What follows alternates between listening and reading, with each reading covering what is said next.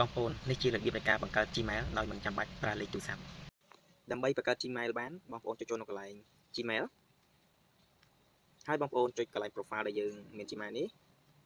ហើយបងប្អូននឹងឃើញពាក្យថា add other account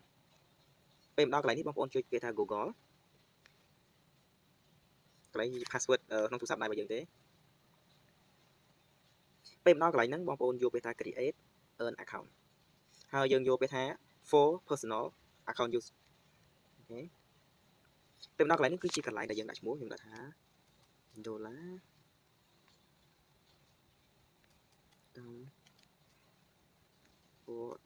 SK ឧទាហរណ៍ហើយយើងចាប់តាមចុចពាក្យថា next កន្លែងនេះគឺជាកន្លែងដែលយើងដាក់ខែឆ្នាំកំណើតរបស់យើងហើយនឹងជាកន្លែងយើងដាក់ page អូខេយើងដាក់កើតខែណាយើងដាក់ខែហ្នឹងមកឧទាហរណ៍ខ្ញុំចេះតែដាក់ទេប្រភេទយើងរើស page មកពេលដល់កន្លែងនេះអ្នកនាងឃើញពាក្យថា next យើងចាប់តាមរើស next នេះមកកន្លែងនេះគឺជាកន្លែងដែលយើងរើសថា email របស់យើងចង់ដាក់បែបហ្នឹងឬក៏យើងចង់បង្កើតដាក់លេខឬក៏ដាក់អីជាមួយចឹងបើសិនជាខ្ញុំអត់ចង់អីច្រើនទេខ្ញុំចាប់តាមចុចយកលើហើយយកពាក្យថា next កន្លែងនេះគឺជាកន្លែង password ចឹងខ្ញុំដាក់ password ខ្ញុំស្គម present បន្ទាប់ពីដែលខ្ញុំដាក់ password ហើយខ្ញុំគ្រាន់តែចុចពាក្យថា next ទៅខាងក្រោមមកហើយយើងចុច next ទៀតហើយយើងអូទៅខាងក្រោមយកពាក្យថា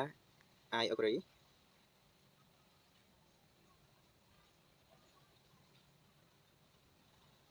ពេលដែលយើងបង្កើតវាបានហើយអ្នកចុចកន្លែង profile មួយទៀតអ្នកនឹងអូខាងក្រោមនឹងឃើញពាក្យថា email ដុល្លារកំពត់ AK យើងអាចចុចចូលមកអញ្ចឹង email ដែលយើងបានបង្កើតរួចរាល់សង្ឃឹមថាបងប្អូន